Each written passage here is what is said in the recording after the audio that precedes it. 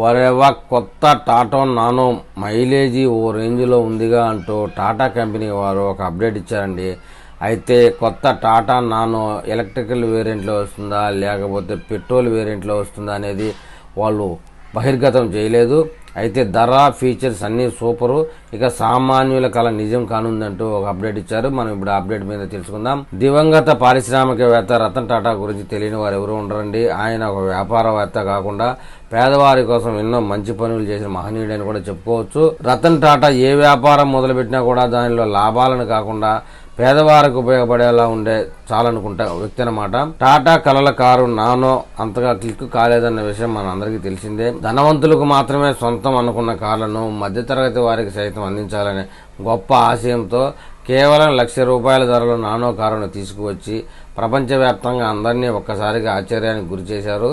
ప్రారంభంలో ఈ మోడల్కు విపరీతమైన డిమాండ్ వచ్చినప్పటికీ ఆ తర్వాత అది క్రమంగా ఆదరణ కోల్పోయిందండి. అమ్మకాలను తక్కువగా నమోదు చేయడం మొదలైంది. దీంతో తన కలల కారుకు ఆదరణ తగ్గడంతో టాటా మోటార్స్ ఈ కారు ఉత్పత్తిని క్రమంగా నిలిపివేసింది.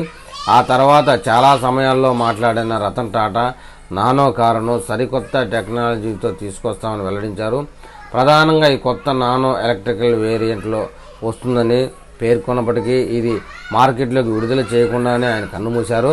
అయితే ఆ గొప్ప వ్యక్తి ప్రస్తుతం లేకపోయినా కూడా టాటా మోటార్స్ నానో కారును తిరిగి త్వరలో మార్కెట్లోకి తీసుకురావడానికి ప్రయత్నాలు ముమ్మరం చేసింది.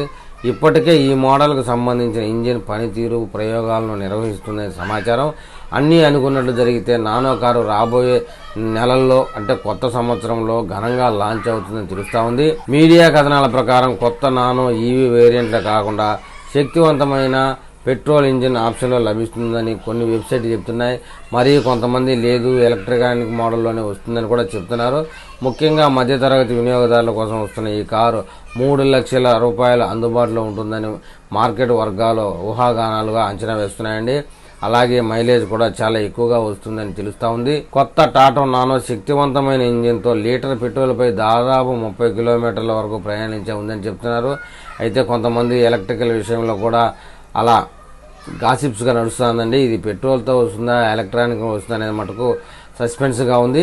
ధర విషయంలోనే కాకుండా మైలేజ్ పరంగా మధ్యతరగతి వినియోగదారులకు ఈ కారు ఆకర్షించేలా ఉందని చెప్తున్నారు. పైగా ఇది గరిష్టంగా 100 కిలోమీటర్ల వేగం ప్రయాణిస్తుందని సమాచారం. ఇది మెరుగైన ఫీచర్లు ఉండడం కారణంగా భారత మార్కెట్లో కొత్త నానో మరో సంచలనానికి తెరలేపుతుందని అంచనా వేస్తున్నారు. ఈ కారుతో ట్రాఫిక్ లో కూడా రైమంటూ దూసుకుపోవచ్చు. కొత్త నానో డిజైన్ అచ్చం పాత మోడల్ లాగానే ఉంటుందని ఫోటోలను చూస్తే అర్థమవుతోంది. ఇది మరింత మెరుగైన ఫీచర్లు, అందమైన క్యాబిన్, కొత్త హెడ్ లైట్ సెటప్ వినియోగదారులను ఆకట్టుకునేలా వివిధ కలర్ వేరియంట్లు అందుబాటులో ఉంటుందని సమాచారం. సీటింగ్ పాత మోడల్ లాగా 4 సీటింగ్ ఆప్షన్లు వస్తుందని చెప్తున్నారు. కారు లోపల high quality touch screen, infotainment system, air condition, digital instrument cluster, magic system, power Windows, smart touch connectivity ఇంకా మరిన్ని లేటెస్ట్ ఫీచర్లు ఉన్నాయి. కారు కలిగి ఉండాలనే కోరిక కలిగిన వారు తక్కువ ధరలో ఈ కొత్త నానోను ఎంచుకోవచ్చు. ఈ కారు లాంచ్తో చాలా మంది మధ్యతరగతి ప్రజల కోరిక తీరుతుందని చెప్తున్నారు.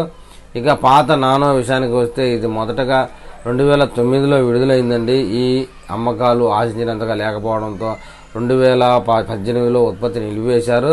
ఇది 21 నుంచి 23 కిలోమీటర్ల మైలేజ్ అందించేది.